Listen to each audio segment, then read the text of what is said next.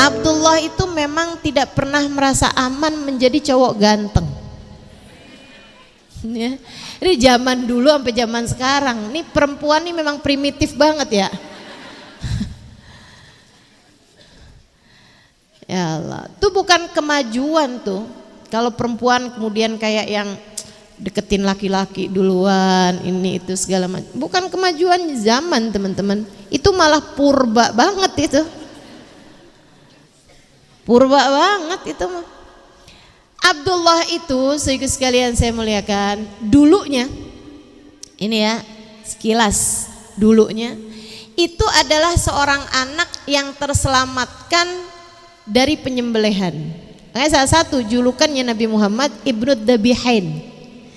Julukannya Nabi Muhammad tuh salah satunya Ibnu Dabihain. Ibnu Dabihain adalah anak dari dua orang yang hampir disembelih nggak jadi.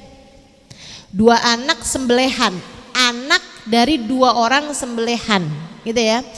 Sembelihan pertama atau orang yang disembelih pertama adalah kita tahu Nabi Allah Ismail bin Ibrahim yang hampir disembelih oleh ayahnya sendiri, bahkan sudah disembelih oleh ayahnya sendiri dalam persangkaan ayahnya. Kayak udah disembelih gitu kan, udah sempat lihat darahnya, akan tetapi ternyata itu adalah darahnya domba gitu yang digantikan oleh Allah Subhanahu wa taala ketika Allah memerintahkan Nabi Allah Ibrahim untuk menyembelih Nabi Allah Ismail. Kan gitu tuh ceritanya. Nah, yang pertama hampir disembelih adalah Nabi Ismail. Nah, yang kedua enggak lain enggak bukan ayahandanya Nabi Muhammad yaitu Abdullah. Ceritanya dulu tuh kakek Nabi yang bernama Abdul Muthalib. Ya, Nabi Muhammad kan Abdullah bin Abdul Muthalib. Abdul Muthalib itu teman-teman, subhanallah, tiap punya anak laki-laki umurnya nggak panjang. Punya anak perempuan lama gitu. Maksudnya hidup gitu kan. Tapi tiap punya anak laki-laki itu satu anak laki-laki ini gitu kan. Umur berapa bulan meninggal gitu. Dapat lagi anak laki-laki lagi umur berapa hari meninggal kayak gitu. Jadi umurnya tuh nggak pernah sampai ada yang lewat 2 tahun 3 tahun tuh nggak ada gitu. Akhirnya merebaklah rumor di kalangan masyarakat Arab bahwa Abdul Muthalib nih kayaknya emang beliau pemimpin bangsa Arab pada masa tersebut teman-teman. Pemimpin kabilah suku Quraisy, pemimpin suku Quraisy yang memang paling banyak di sana tuh kan suku Quraisy tuh. Nah itu pimpinannya itu adalah Abdul Muthalib. Tapi tiap punya anak tiap kayak begitu gitu kan, tiap meninggal kalau punya anak laki-laki, akhirnya beliau jadi tersebar rumor kalau beliau itu nggak akan punya anak laki-laki gitu. Dan di masyarakat Arab pada masa tersebut itu punya anak perempuan itu aib, sehingga banyak diantara mereka yang menguburkan anak-anak perempuan mereka hidup-hidup, kan begitu ya. Nah, jadi akhirnya Abdul Muthalib itu nggak punya anak laki, itu kan jadi kayak abtar gitu orang menyebutnya gitu ya, putus keturunan gitu. Kayaknya orang Malang banget gitu yang dianggap sebagai orang yang nggak punya keturunan laki-laki. Abdul Muthalib nggak bunuhin anak perempuan dia gitu ya. Dia mulia, dia beriman sama Allah Subhanahu wa taala, mengikuti ajaran kakek neneknya gitu kan. Jadi nggak nguburin anak perempuannya. Dia nggak nguburin. Makanya ada Sayyidah Sofia bibi Nabi Muhammad alaihi wasallam gitu kan. Ada tuh beberapa bibi-bibinya Nabi Muhammad sallallahu alaihi wasallam.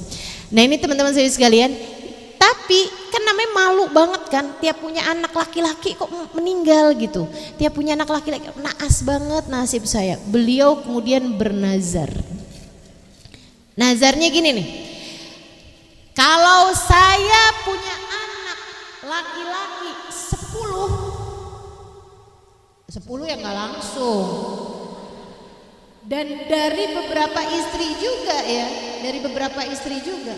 Dibilang kalau saya sampai punya anak 10-10-nya sampai dewasa, salah satunya akan ada yang saya korbankan di Ka'bah. Salah satunya akan ada yang saya sembelih untuk Tuhan di Ka'bah. Gitu. Sedikit sekalian, kok nazarnya nadar sembelih kayak begitu sih Ustazah? Zaman dulu tuh itu bukan nggak masuk syariat tuh, nggak apa-apa tuh dalam syariat, gitu ya. Orang sekarang haram hukumnya kalau sampai kayak begitu. Kalau sampai anak saya ada 5, salah satunya kan saya racun gitu kan. Itu teman-teman saya sekalian haram hukumnya karena syariatnya memang tidak memperbolehkan, gitu kan. Nah, zaman dulu tuh nggak ada syariat yang mengharamkan hal tersebut gitu. Makanya kan Qabil, Mahabil itu kan juga mengorbankan sesuatu kan gitu ya. Nah, itu tuh hal-hal yang dianggap lumrah pada masa tersebut. Ditambah lagi Abdul Muthalib nggak yakin punya anak 1 aja meninggal, 10 pula kan begitu. Subhanallahnya habisnya nadar kayak begitu, anaknya Abdul Muthalib itu laki-laki tuh, udah banyak bener tuh laki-laki. Pamannya Nabi itu kan banyak tuh. Jadi laki-laki tuh banyak, laki-laki lahir lagi laki-laki, istri yang no hamil lahir lagi laki-laki, yang no lagi hamil laki-laki lagi gitu. Sehingga sekalian akhirnya kemudian beneran tuh punya anak laki-laki 10. Dan 10-10-nya tuh sampai dengan usia remaja gitu, sampai dengan mereka itu ya dianggap panjang umur lah gitu, maksudnya nggak meninggal di usia balita gitu. Juga sekalian sampai akhirnya ketika anak-anak mulai belasan tahun nih, diantaranya Abdullah itu gitu ya. Nah ini teman-teman sekalian, Abdul Muthalib artinya harus menjalankan nadarnya. Ini anak udah pada balik nih.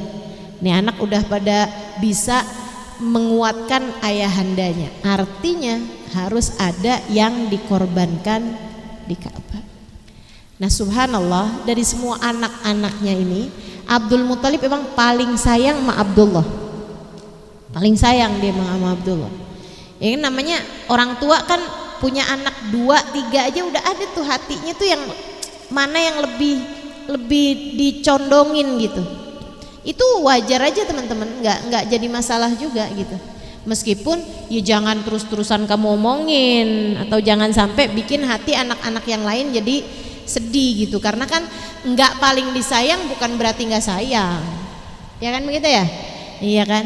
Nah itu jangan juga memperlihatkan itu kepada anak-anak yang lain gitu. Apalagi yang satu nih kalau di ulang tahun dikasih hadiah, kasih kado ini itu. Yang satu yang nggak terlalu disayang, inget aja kagak.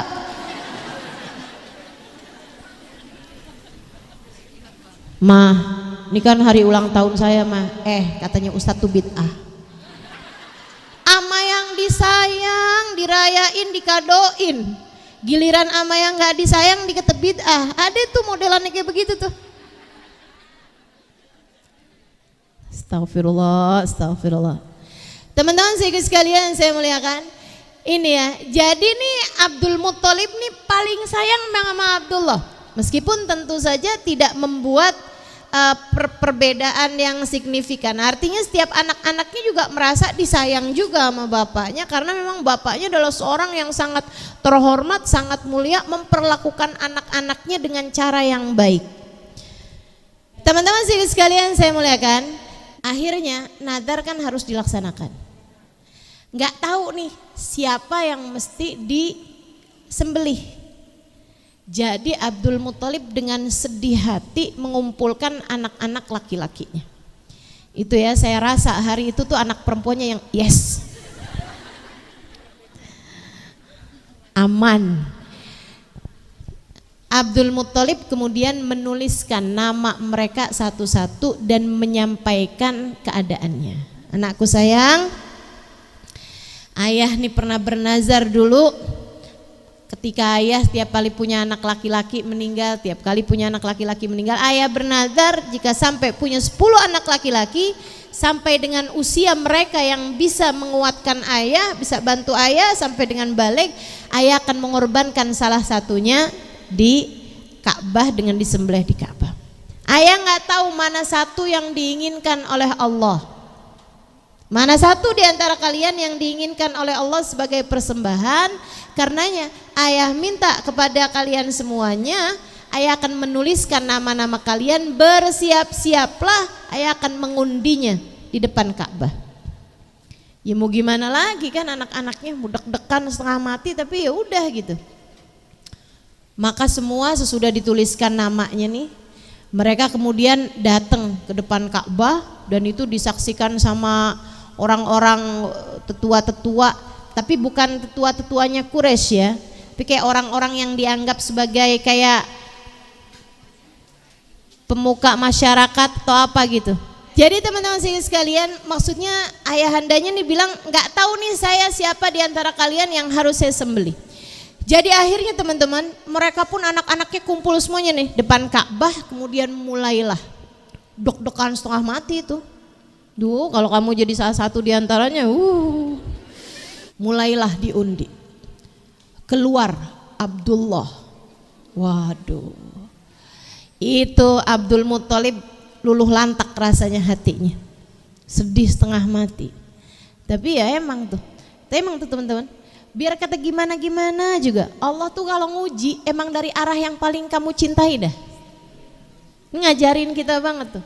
Dulu Ibrahim cinta setengah mati sama anaknya, satu-satunya Ismail, sama Allah disuruh sembelih, kan gitu kan. Ini sekarang juga gitu, dari semua anaknya Abdul Muthalib yang paling dicinta Abdullah gitu kan, hatinya emang ke Abdullah banget gitu. Yang keluar namanya Abdullah dong. 3 kali biar sah, masukin lagi, kocok keluar lagi Abdullah lagi. Udah ada tuh air mata deh tuh. Habis itu kocok lagi, keluar lagi Abdullah lagi. Wah, sedihnya luar biasa. Kenapa enggak Abu Lahab gitu kan? Abu Lahab paman Nabi juga ya. Udah tuh sedih banget. Tapi kan nazar harus dikerjain. Abdullahnya ya mau gimana lagi gitu kan. Ini saya jadi Ismail Atsani nih, Ismail kedua gitu kan. Siap-siap Abdullah, iya besok kamu akan kita korbankan di Ka'bah. Oh, Abdullah ya sedih, tapi mau gimana lagi. Abdul Muthalib lebih sedih lagi gitu kan. Sampai besoknya kumpul deh tuh. Pas lagi kayak begitu, Abdullah udah hampir tuh, Abdullahnya udah didandanin, udah disiapin, tempatnya udah disiapin, pedangnya udah ditajemin, udah semuanya tuh. Udah hampir banget tuh, nyaris banget. Teman-teman saya sekalian, Abdul Muthalib kemudian didatengin sama pemuka-pemuka Quraisy. Dia bilang, "Madza fa'alta ya Abdul Muthalib?" Abdul Muthalib, kamu mau ngapain nih? Kata Abdul Muthalib, "Iya nih, saya mau nyembelih anak saya nih si Abdullah." "Kenapa kamu mesti sembelih?" "Soalnya saya udah terlanjur bernazar untuk menyembelih anak saya ini dan saya korbankan untuk Allah. Saya udah terlanjur nazar." Jangan Abdul Muthalib, jangan. Kita ini sekarang nih udah tambah banyak banget orang-orang tua yang nyembelih anak perempuan mereka. Khasyatal ar, karena takut untuk bawa aib, bawa celah. Lah sekarang kamu bikin tren baru menyembelih anak laki-laki. Karena secara Abdul Muthalib ini pemimpin Quraisy, pemimpin tuh diikutin. Apapun yang jadi dikerjain itu bisa jadi viral, diikutin sama orang. Termasuk mandi lumpur. Alhamdulillah sampai sekarang belum pernah saya lihat tuh. Alhamdulillah. Ampun. Mak nggak pernah tahu kan? Alhamdulillah, bagus bu. Saya cuma denger doang, tapi nggak pernah nonton. Alhamdulillah. Kagak aja orang zaman sekarang. Teman-teman sekalian saya muliakan. Jadi itu apaan aja yang dikerjain sama Abdul Muthalib kan bisa jadi diikutin sama kaumnya. Abdul Muthalib, kalau yang cewek udah disembelih, sekarang kamu bikin adat baru nyembelih yang cowok, ntar kita kagak punya keturunan nih. Terabis nih turunan-turunan kita. Abdul Muthalib, saya juga berat, kata Abdul Muthalib. Allah yang tahu betapa beratnya hati saya juga ngerjainnya. Ya udah kalau gitu jangan kamu sembelih. Ya kan kalian tahu sendiri, nazar kalau nggak dikerjain bisa turun gempa, bisa turun azab, bisa habis juga semuanya dari kita nih. Apalagi saya sebagai pemimpin Quraisy, kalau nggak kerjain nadar saya, bisa turun adabnya nggak cuman kepada saya dan keluarga, tapi kepada suku kita semuanya nih. Tunggu bentaran Abdul Muttalib, tunggu bentaran. Kami pernah dengar ada seorang perempuan ahli kitab, nggak punya tangan, nggak punya kaki, di sebuah daerah tuh ya, yang berhari-hari juga perginya gitu. Di sebelah sana nih kasih tahu nih alamatnya. Dia itu bisa dapetin petunjuk dari Tuhan, petunjuk dari Allah. Abdul Muttalib dia ahli kitab, mengikuti ajarannya Nabi Allah Isa alaihissalam. Pergilah ke sana wahai Abdul Muttalib, mintalah petunjuk kepadanya. Nih teman-teman, zaman itu perempuan tuh banyak dibunuh hidup-hidup. Ini perempuan gak punya tangan, gak punya kaki, ternyata perempuan sakti. Zaman tersebut itu dia bisa dari bagusnya hatinya, dari bagusnya jiwanya, dari hubungannya sama Allah Subhanahu wa taala, bisa jadi sarana istikharah pada masa tersebut. Bahkan di masa ahli fatrah tidak adanya nabi pada zaman tersebut. Jadi nih, walaupun rusaknya kayak apa, zaman ini masih akan selalu menyisakan orang-orang yang mampu berkomunikasi dengan Allah Subhanahu wa ta'ala. Kalau zaman sekarang mah banyak pengikutnya Nabi Muhammad kok. Nabi kan tugasnya nyambungin orang kepada Allah. Diharapkan semuanya bisa ngerjain sendiri-sendiri kalau zaman sekarang. Ya kan begitu ya? Ustazah saya nggak tahu nih bagus apa enggak nih saya nikah, istikharah. Nah, apa tuh maksudnya istikharah? Nyari jawaban dari Allah. Nyari jawaban dari Allah. Kamu, saya, kita yang modelannya kayak gini aja bisa ngerjain. Cuman kalau zaman itu kebayang dong teman-teman saudara sekalian. Zaman itu tuh zaman yang nggak ada nabi gitu. Dari terutusnya Nabi Isa alaihissalam tuh udah, Nabi Isa-nya itu udah wafat ratusan tahun gitu kan. Dan belum terutusnya baginda kita Nabi besar Muhammad. Zaman segitu aja ada tuh perempuan yang bisa berkomunikasi sama Allah, bisa nanya jawaban sama Allah. Cakep banget kan? Dan itu bukan laki-laki loh, perempuan. Perempuan. Zaman jahiliyah ada perempuan yang bisa berkomunikasi sama Allah. Zaman kayak begini nih, udah kayak begini, dan kamu nggak juga menyambung komunikasimu sama Allah, ya kan aneh. Aneh. Jadilah perempuan mulia di zaman kapanpun kamu berada. Jadilah perempuan-perempuan yang memiliki hubungan erat sama Allah Subhanahu wa taala. Terutama di zaman yang sekarang ini nih, di mana ilmu pengetahuan begitu mudahnya, gitu. Di mana kita udah diajarin Nabi Muhammad caranya berkomunikasi sama Allah Subhanahu wa taala lewat salat kita, lewat ibadah kita, lewat wahyu yang Allah Subhanahu wa taala turunkan kepada kita. Jadi sekalian, wah seneng banget Abdullah, langsung yang asalnya udah siap-siap nih Abdul Muttalib ya, yang asalnya Abdul Muttalib udah siap-siap nih, sekarang ganti siap-siapnya, bawa baju, siap-siap perjalanan menuju ke kota tempat perempuan ini berasal. Kabarnya di Syam. Syam tuh Syria ya, zaman sekarang nih Syria. Jadi berangkat bawa rombongan. Saudara sekalian, beberapa dari tetua-tetua termasuk Abdullahnya juga dibawa nih. Ya kalau misalnya dia apa-apain di sono, kita nggak tahu gitu kan. Apa mau diracun, ditungguin, kalau 3 hari bangun lagi berarti alhamdulillah, kalau enggak ya udah gitu kan. Apa mau kayak gimana gitu. Jadi dibawa juga nih Abdullahnya nih. Nyampe sana. Ketemu beneran tuh perempuan nggak punya kaki, nggak punya tangan. Saudara sekalian saya muliakan, akhirnya udah nih ketemu lah nih kan. Ketemu bincang-bincang sama perempuan tersebut, kasih tahu begini begitu. Kata perempuannya, baiklah Abdul Muttalib,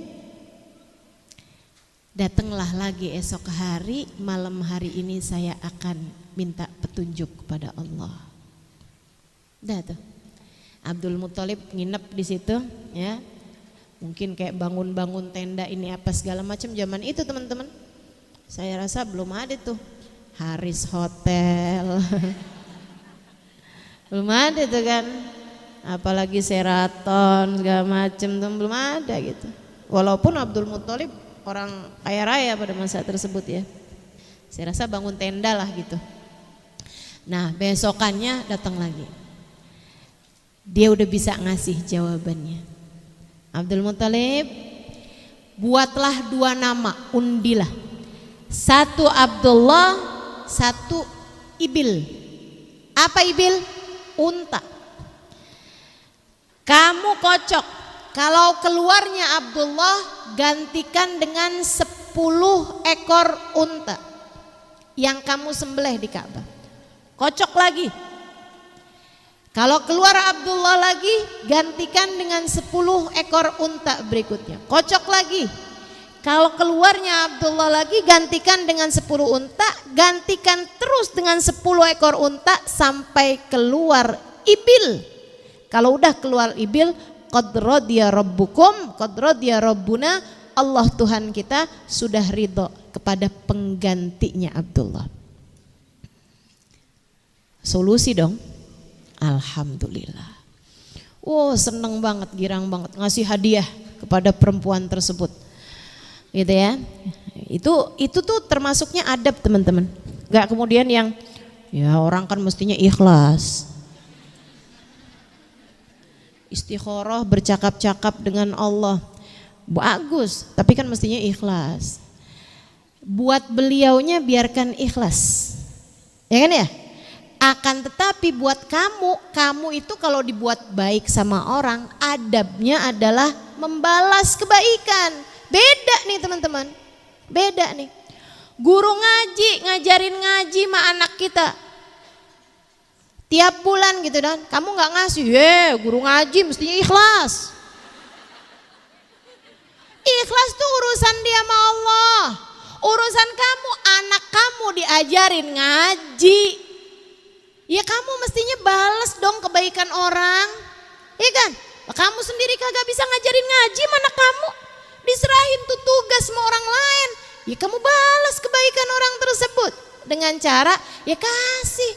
Apa kek gitu kan. Kasih hadiah, kasih amplop, kasih transferan gitu. Kasih teman-teman saudara sekalian. Ini bukan masalah, kalau ngasih namanya dia gak ikhlas dong. Aneh-aneh gitu. Kalau Allah bilang ittabi'u man la yas'alukum ajra wa mutadun, ikutilah para nabi-nabi, para kekasih-kekasih Allah yang mengajak tanpa mengharapkan balasan. Ikhlas itu urusan dia, urusanmu membalas kebaikan. Kan begitu? Sedikit sekalian yang saya muliakan. Nah itu yang terjadi nih ya. Orang-orang mulia tuh dari zaman dulu yang ngerti membalas kebaikan. Bahkan Nabi Muhammad innahu kana yaqbalul hadiyah wa yukafi'uha. Sesungguhnya Nabi Muhammad adalah seorang yang menerima hadiah dan membalas kebaikan orang yang berbuat baik kepada beliau. Jadi Abdul Muthalib kasih hadiah tuh sama si perempuan tersebut sebagai rasa berterima kasih beliau atas terselamatkannya putranya Abdullah gitu ya. Beliau pun pulang dengan hati yang sangat besar. Mulailah kemudian besok harinya udah rapi-rapi nih, bikin undian Abdullah sama Ibil. Dibuka Abdullah 10 ekor unta. Dikocok lagi Abdullah lagi 10 ekor unta. Kocok lagi Abdullah, kocok lagi Abdullah, kocok lagi Abdullah. Sampai 10 kali kocok Abdullah. Artinya 100 ekor. Pada kali yang ke-11 keluarlah Ibil. Jadi menyembelih 100 ekor. Disembelih tuh di sekitar Ka'bah. Darah sampai mengalir di tanah sekitar Ka'bah dari banyaknya unta yang disembelih pada hari tersebut. Dagingnya disedekahkan buat semua orang. Jadi orang Mekah pada hari itu tuh makan kambing tuh udah tuh. Makan unta. Kenapa yang disembelih unta makannya kambing? Karena begitu urusan makan yang kebayang sama saya kambing gitu ya. Kebayang Idul Adha saya. Jadi tuh pada pesta makan daging unta pada hari tersebut. Baik teman-teman sekalian saya muliakan, itu yang terjadi dan alhamdulillah selamatlah Abdullah. Duani itu gantengnya ya ampun. Dah tuh. Ketika umur nikah tuh beliau umur kayak 18, 19 gitu ya. Di Arab umur nikah laki-laki segituan tuh. Itu kalau Abdullah itu jalan, waduh cewek-cewek tuh dah top banget dah pokoknya. Tapi ini cewek-cewek selain yang bukan modelannya Khadijah, bukan modelannya Aminah gitu, enggak tuh, enggak. Aminah Khadijah enggak yang modelan kayak begitu teman-teman. Tuh modelannya yang kayak cewek-cewek tebet nih.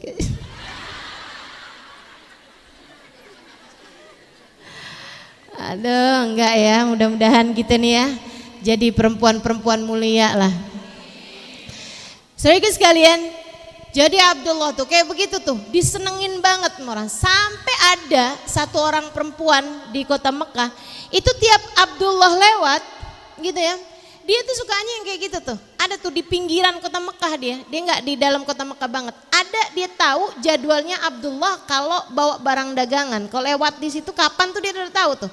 Tiap lewat itu teman-teman sekalian digodainnya Abdullah. Sampai satu waktu nggak cuman digodain dong, sama dia ditarik tangannya. Ditarik tangannya, dia kemudian bawa masuk, sini dong Abdullah gitu kan, ditarik sama dia gitu, terus akhirnya dibawa masuk ke dalam rumah, begitu dibawa masuk dikunci-kunciin pintunya. Habis itu kuncinya ditelan. Enggak.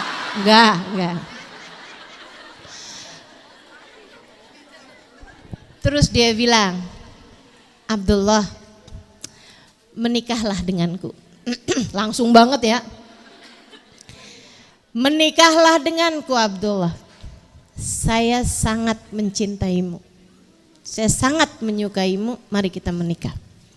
Dan itu kalau kamu bayangin ceweknya itu yang kayak tante-tante gimana gitu. Enggak teman-teman, itu ceweknya cantik. Dan cewek yang rumahnya bagus, maksudnya kaya gitu loh.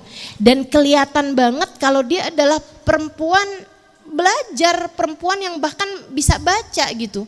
Zaman itu tuh nggak banyak perempuan berpendidikan gitu ya. Jangankan perempuan, yang laki-laki aja nggak banyak kok yang berpendidikan dalam artian bisa baca tulis tuh nggak. Aminah juga nggak. Abdullah juga mungkin nggak teman-teman. Nah itu ini kelihatan banget perempuan yang berpendidikan gitu, kayak perempuan modern lah gitu kan. Zaman itu ya, modern zaman itu gitu. Jadi kayak Abdullahnya heran banget gitu kan, lihat perempuan kayak begitu. Ayolah Abdullah, menikahlah dengan saya gitu. Abdullah liatin perempuan ini, cakep teman-teman. Ini kan kalau misalnya laki-lakinya modelannya yang kayak boleh juga. Seenggaknya gitu, saya nggak cinta sama dia gitu, tapi kan saya bisa dapetin hartanya nih. Misalnya gitu kan. Saya jadinya nggak harus kerja susah-susah nih cewek nih gitu, boleh juga gitu. Dan nggak jelek juga, oke juga gitu kan. Nggak gitu teman-teman. Abdullah tuh memanglah ayah Nabi Muhammad SAW. Ketika dia dalam posisi seperti itu, beliau kemudian dengan tegasnya berkata, amal haramu fal mamatu dunah, amal halal fala hilla li astabina. Ini ucapan terkenal banget nih di kalangan masyarakat Arab. Ini ucapan ayahandanya Nabi Muhammad. Kita tahu nih bahwa memang Allah tuh memang nggak keliru gitu. Nggak keliru, orang mulia lahir dari ayah mulia, dari ibu mulia gitu. Orang paling mulia lahir dari ayah paling mulia, dari ibu paling mulia.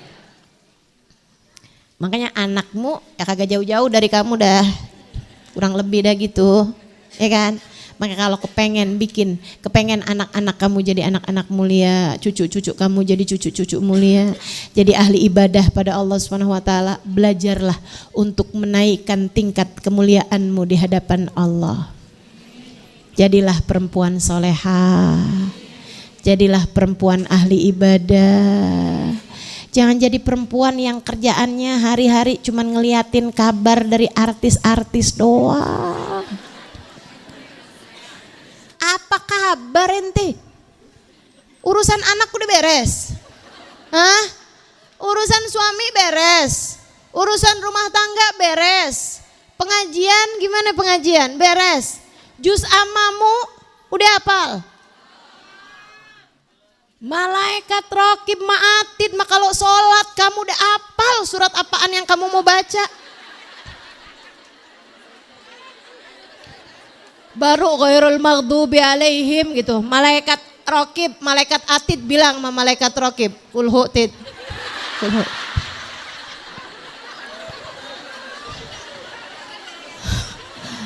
Malaikat atid bilang sama malaikat raqib, kip, udah kulhu. Pasti dah itu. Masya Allah, Masya Allah. Urusan yang kamu gak dihisap, kamu gak akan dipertanyakan. Segitunya apal kasus-kasusnya. Inna lillahi wa inna ilaihi raji'un. Teman-teman saya sekalian, omongan tetangga apaan kamu apal semuanya? Enggak gitu caranya jalanin kehidupan. Hidup tidak sebercanda itu, Bu. Hidup tidak sebercanda itu, Dek. Sampai apal lagu-lagu Korea. Sampai apal nama semua opa-opa Korea. Sampai tuh isi galeri fotonya semuanya. Orang-orang yang bahkan gak ngerti sujud sama Allah barang serokaat sekalipun, kamu pikir kamu gak akan ditanya? Adik-adikku sayang, hidup tidak sebercanda itu, Dek. Hidup tidak sebercanda itu. Kamu kepengen nantinya membina rumah tangga dengan seorang laki-laki soleh, anak-anakmu pada soleh-soleh. Kenali Nabi Muhammad, kenali sejarah orang-orang mulia, kenali sejarah para wali-walinya Allah Subhanahu wa taala. Kenali sejarah para hamba-hamba tercinta di sisi Allah Subhanahu wa taala. Enggak malu apa isi galerinya orang-orang kayak begituan semua? Gimana kalau nabimu sampai tanya, seberapa saya di hatimu wahai umatku? Siapa yang selama ini ada dalam hatimu wahai umatku? Enggak malu kalau kamu lebih sering membayangkan opa-opa Korea daripada bagindamu Nabi Muhammad? Ini saya lagi serius nih, jangan ketawa. Saudariku sekalian yang saya muliakan, orang-orang mulia hanya akan lahir dari orang-orang mulia. Lihatlah bagaimana Abdullah diajakin sama perempuan cantik, kaya, pinter. Segitunya beliau menjawab, amal haramu fal mamatu dunah. Kalau kamu mengajak saya kepada perbuatan haram zina, lebih baik saya mati daripada melakukannya. Langkahi dulu mayatku. Tuh orang mulia kayak begitu. Jangan baru dilirik doang udah ikut. Jangan baru diajakin, ditanyain, udah makan. Gitu doang. Udah mau mengorbankan bahkan yang paling berharga yang kamu punya. Adekku sayang, gak gitu caranya jalanin kehidupan. Gak gitu caranya jalanin kehidupan. Ibu-ibu juga nih, udah pada punya suami loh. Kerjaannya nonton drama Korea sampai yang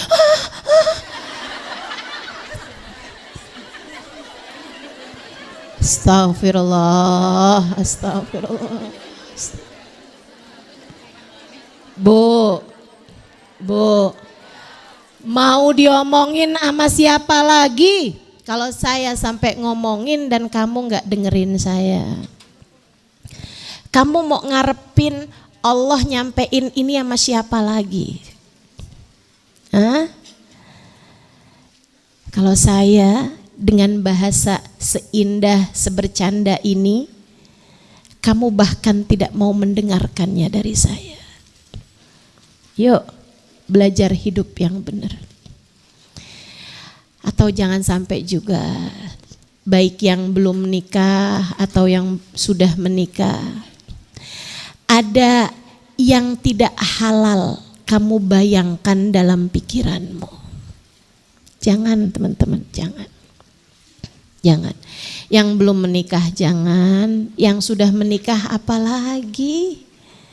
Ada suamimu loh di samping kamu, pikiranmu malah membayangkan laki-laki lain. Kedurhakaan macam apa itu? Kekurang ajaran macam apa itu? Keburukan macam apa itu? Soalnya dia lebih perhatian ustazah, innalillahi wa inna ilaihi rajiun. Itu zina hati namanya. Itu zina hati namanya. Malu, malu. Suami saya nggak tahu ustazah, suamimu nggak tahu, Allah tahu. Malu sama Allah. Suami saya nggak tahu ustazah, iya Nabi Muhammad tahu. Malu kamu ngaku cinta menabi, kamu sholawatan menabi, kamu qiyam dengan nangis-nangis menabi. Malu kamu. Kalau kemudian Nabi Muhammad tahu, jangan kamu pikir Nabi nggak tahu. Wa qul i'malu kata Allah, wa sayarallahu amalakum wa rasuluh. Berbuatlah kalian, Allah tahu perbuatan kalian, Nabi Muhammad tahu perbuatan kalian. Saudaraku sekalian yang saya muliakan, jadilah orang-orang berkelas. Orang tua Nabi Muhammad, Sayyid Abdullah, Sayyidah Aminah begitu berkelas. Amal haramu fal mamatutuna. Kamu ajak saya kepada perkara yang haram, langkahi dulu mayat saya. Lebih baik saya mati daripada saya harus melakukannya. Amal halal fala hilla li astabina. Kalau kamu ngajakin saya kepada yang halal, kamu ngajakin saya buat nikah, fala hilla li astabinah, bukan wanita sepertimu yang akan saya pilih untuk mendampingi hidup saya. Keren. Tuh dek, udah dikasih tahu jawabannya. Kalau ada cowok-cowok deketin kamu, banyak banget loh cowok-cowok deketin kamu tuh, nggak ngarepin cinta dari kamu, rumah tangga, terbingkai dalam rumah tangga, enggak gitu. Enggak juga ngarepin melangkah ke surga bersamamu, kagak. Banyak laki-laki di luaran sana yang ketika kamu kemudian dideketi sama dia, pikiran dalam otaknya itu adalah untuk mendapatkan hal paling berharga dalam dirimu. Pengen mendapatkan keperawananmu, pengen sesuatu hal yang buruk darimu. Jangan mau.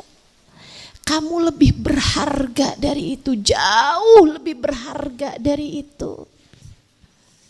Anakku sayang, adekku sayang, jangan pernah berpikir untuk memberikan hal yang paling berharga dalam dirimu kecuali kepada Allah lewat jalan yang diridhoi Allah Subhanahu wa taala sesudah sah, sesudah akad nikah. Baru halal, baru punya pahala sedekah, kata Nabi Muhammad SAW. Tiap kamu berhubungan intim, kamu punya pahala sedekah. Tuh yang kayak gituan kamu kejar. Jangan kemudian melaki-laki yang kayak begituan modelannya tuh. Tapi dia bisa ngasih hadiah, saya ustazah bulan ini iPhone, bulan depan tas branded. Itu murah, bahkan kalau kamu dikasih hadiah bulan ini apartemen, bulan depan mobil mewah, murah teman-teman sekalian. Selagi masih ada nolnya tuh murah. Selagi masih ada angkanya itu murah. Kenapa? Sebab kamu, hargamu yang tidak bisa dibayar dengan uang. Apa hargamu? Surga. Hargamu surga. Kata Sayyidil Habib Umar, la tarda dunal jannah bithaman. Jangan pernah ridho apa yang kamu lakukan dibayar dengan yang di bawah surga. Harga saya adalah surga. Saudaraku sekalian yang saya muliakan, ada nih orang minta jadwal sama saya. Gitu kan ya? Ustazah, kami punya majelis begini begitu segala macam. Saya bilang saya sudah punya majelis yang lain. Ustazah di sana dibayar berapa sih? Kami akan transfer lebih banyak daripada apa yang dia bisa berikan. Saya langsung tinggal. Saya nggak ngerti mesti jawabnya kayak gimana.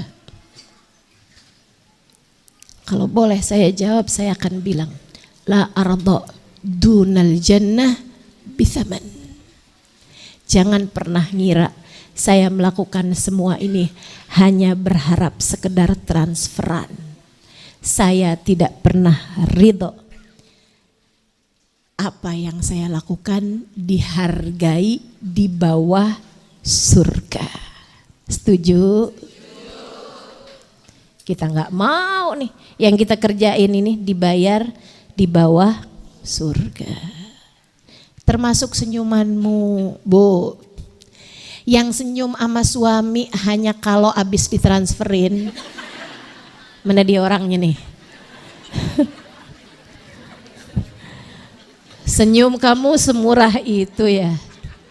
Jangan dong tersenyum bahkan saat hati terluka. Tuh dia orangnya. Senyum kamu mahal, senyum kamu bernilai surga. Kan begitu ya? Yang senyum walaupun lagi capek, suaminya datang senyum. Suaminya habis bilang maaf ya, saya nggak bisa transferin hari ini, tetap senyum. Kok kamu tetap senyum? Karena harga senyum saya adalah cakep. Emang nggak salah dah ngaji sama saya, nggak salah.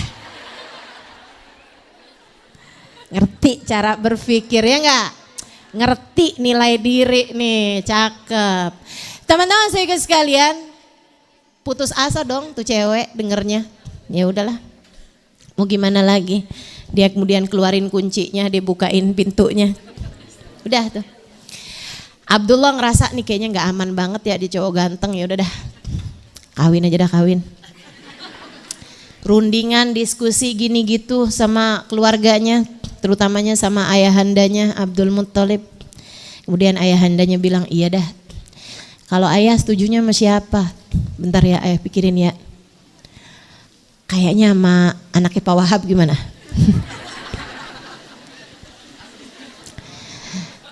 Iya deh. Yang eno kan, iya tuh kayaknya punya anak deh tuh. Emang jarang-jarang kelihatan, anaknya emang baik dah insya Allah tuh. Anaknya kebanyakan bantuin emaknya aja tuh masak di rumah gitu kan. Aminah namanya si Aminah. Ya udah dah kalau gitu, ya udah dah sama Aminah aja dah. Udah deh tuh, lamar ini itu segala macam, menikahlah mereka. Abis menikah, Abdullah tuh ada tuh sempet pernah jalan di jalanan yang tadi tuh, yang ketemu cewek yang tadi. Si cewek itu juga ada depan rumah, tapi dia ngelihat Abdullah biasa aja gitu habis itu. Abdullah penasaran, takutnya nyakitin hati juga, nggak mau juga. Akhirnya dia udah jalan, udah lewat, balik lagi. Terus disamperin perempuan itu. Dibilang maafkan saya, kalau apa yang saya lakukan hari itu menyakiti perasaanmu. Si perempuan itu bilang, gak usah baper gitulah Abdullah. Kurang lebih ya, ini bahasa kurang lebih kan. Tapi Bu nyamperin lagi ada omongan-omongan gitu, iya teman-teman. Tapi ini kan saya harus modifikasi lah gitu. Gitu ya. Terus perempuan itu ngomong kayak begini nih. Kamu sebenarnya udah salah sangka loh sama saya Abdullah. Kamu udah salah sangka sama saya. Kamu tahu gak Abdullah? Saya tuh emang pengen sama kamu. Pengen jadi istri kamu.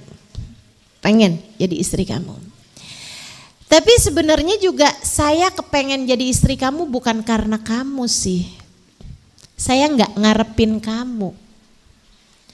Tapi saya ini adalah perempuan yang bisa membaca kitab-kitab terdahulu. Dan dari keterangan kitab-kitab terdahulu saya tahu yusyak an yub'ats nabi akhir zaman. Nah kalau ini benar-benar nih sesuai dengan teks ya. Sesuai dengan teks. Yusyak an yub'ats nabi akhir zaman. Di masa sekarang ini sudah nyaris, sudah hampir terutusnya Nabi akhir zaman. Dan saya pun membaca ciri-ciri yang akan menjadi ayahnya. Dan saya melihat pada dirimu Abdullah ada cahaya kenabian di wajahmu itu. Kamu akan menjadi calon ayah dari Nabi akhir zaman. Aku berharap-harap andai aku yang menjadi ibunya. Makanya godain setiap kali Abdullah jalan. Tapi ini kok cara godain, cara halus, cara lembut gak mempan. Kali-kali deh Abdullah demennya yang agak-agak kasar. Makanya kemudian berani tuh bawa Abdullah masuk ke dalam rumah. Kemudian ngajakin kawin, yang diajakin juga kawin bukan zina sebenarnya. Tapi mendengar jawabanmu hari itu Abdullah, taulah bahwa bukan sayalah perempuan yang dipilih oleh Allah. Sekarang Abdullah, meskipun kamu tidak memberitahu saya, apalagi mengundang saya tahu bahwa kamu sudah menikah.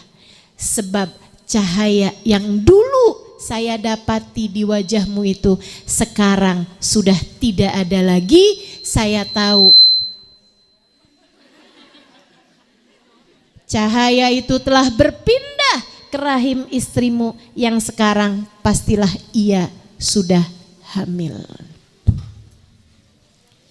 Abdullah tuh menikah bulan Rajab. Sayyid Abdullah dengan Sayyidah Aminah itu menikahnya pada bulan Rajab awal, dan bulan Rajab itu pula lah langsung hamil Sayyidina Muhammad sallallahu alaihi wasallam.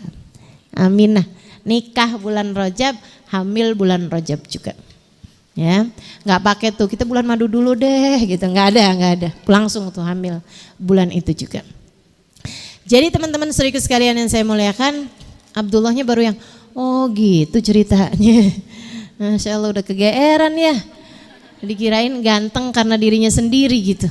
Ternyata gantengnya karena cahaya Nabi Muhammad sallallahu alaihi wasallam.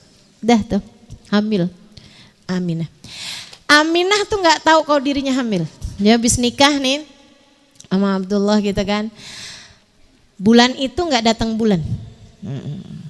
Bulan itu nggak datang bulan. Bulan besoknya juga nggak datang bulan. Bulan besoknya kayak dapat 2 bulanan lebih gitu dari kehamilan, Abdullah pamitan.